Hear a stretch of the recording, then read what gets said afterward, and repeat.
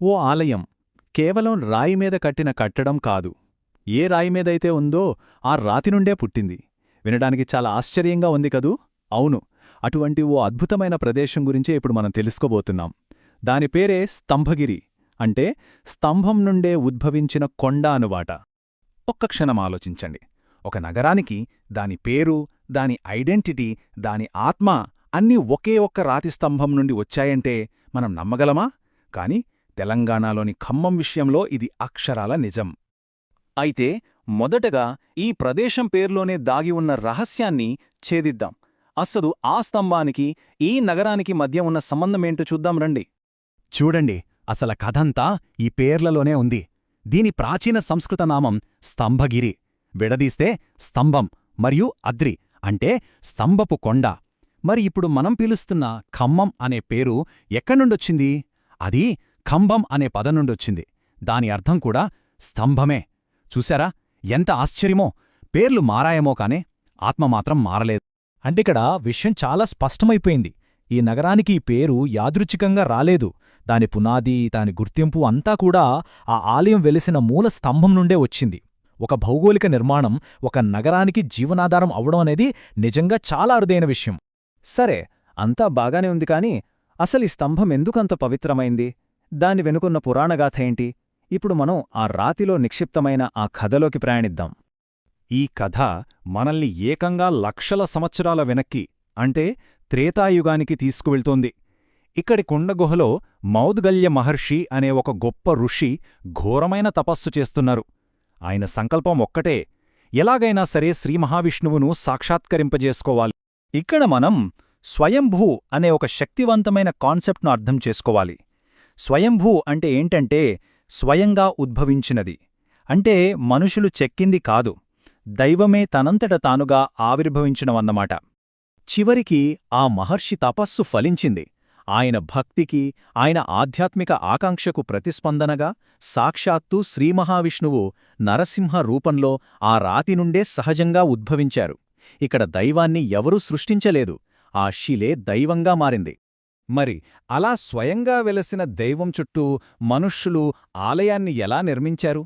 వాళ్ళు ఆ సజీవశిలతో ఎలా కలిసి పనిచేశారో ఇప్పుడు చూద్దాం. ఈ పవిత్ర స్థలాన్ని శతాబ్దాలుగా ఎంతోమంది రాజులు పోషించారు. సాషే 950లో కాకతీయులు ఇక్కడ కోట నిర్మాణాన్ని మొదలుపెట్టి ఆలయానికి పునాదులు వేశారు. వాళ్ల తర్వాత ముసునూరి నాయకులు, వెలమరాజులు, కుతుబ్షాహీలు, నిజాంలు ఇలా ఒకరి తర్వాత ఒకరు ఈ గొప్ప వారసత్వాన్ని కాపాడుతూ వచ్చారు. ఈ ఆలయ నిర్మాణంలో అన్నిటికంటే అద్భుతమైన విషయమేంటో తెలుసా? ప్రధాన గర్భగుడి ఒక కట్టడం కాదు, అదొక సహజ సిద్ధమైన గుహ. అంటే మనం దర్శనం కోసం అడుగుపెట్టేది ఒక బిల్డింగ్లోకి కాదు, ఏకంగా భూమి గర్భంలోకన్నమాట. ప్రకృతి, మానవ నిర్మాణం ఇంత అద్భుతంగా కలవడం చాలా అరుదుగా చూస్తాం. ఇక్కడ మరో అద్భుతాన్ని చూడండి. ఈ ధ్వజస్తంభం చిన్న చిన్న ముక్కలతో కట్టింది కాదు, ఒకే ఒక్క అఖండమైన శిలను తొలిచి దీన్ని రూపొందించారు. ఆనాటి శిల్పుల నైపుణ్యానికి, వాళ్ల అంకిత భావానికి ఇదొక సజీవ సాక్ష్యం. సరే, ఇక ఆలయం యొక్క ఆత్మలాంటి గర్భగుడిలోకి వెళ్దాం. ఆ శిల నుండి ఆవిర్భవించిన నరసింహస్వామి రూపం ఎలా ఉంటుంది? దాని ప్రత్యేకతేంటి? సాధారణంగా నరసింహస్వామి అనగానే మనందరికీ ఉగ్రరూపం, అంటే హిరణ్యకశిపుడిని సంహరిస్తున్న భయంకరమైన రూపమే గుర్తొస్తుంది. కాని ఇక్కడ మనం చూసేది పూర్తి భిన్నమైన, చాలా అరుదైన యోగ నరసింహ రూపం. యుద్ధంలో ఉన్న యోధుడు కాదు, తన శక్తిని పూర్తిగా అదుపులో ఉంచుకున్న ఒక యోగి.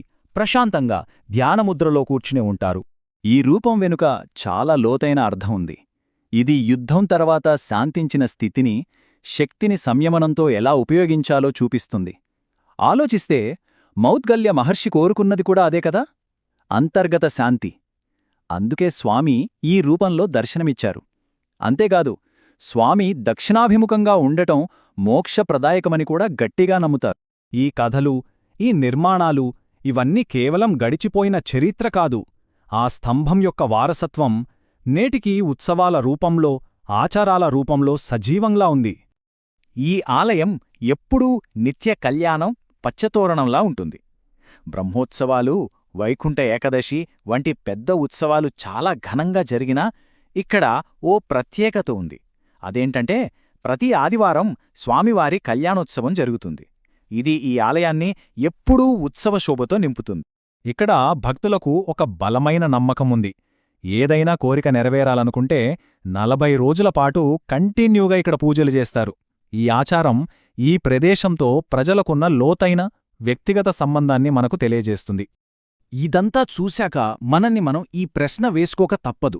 ఒక నగరం, ఒక సంస్కృతి, శతాబ్దాల విశ్వాసం అన్నీ ఒకే ఒక శిలాస్తంభం నుండి ఉద్భవించడం ఎంత అద్భుతం! ఈ స్తంభం కేవలం ఒక ఆలయానికి పునాది కాదు, అదొక నగరం యొక్క ఆత్మ, రాతిలో లిఖించబడిన ఓ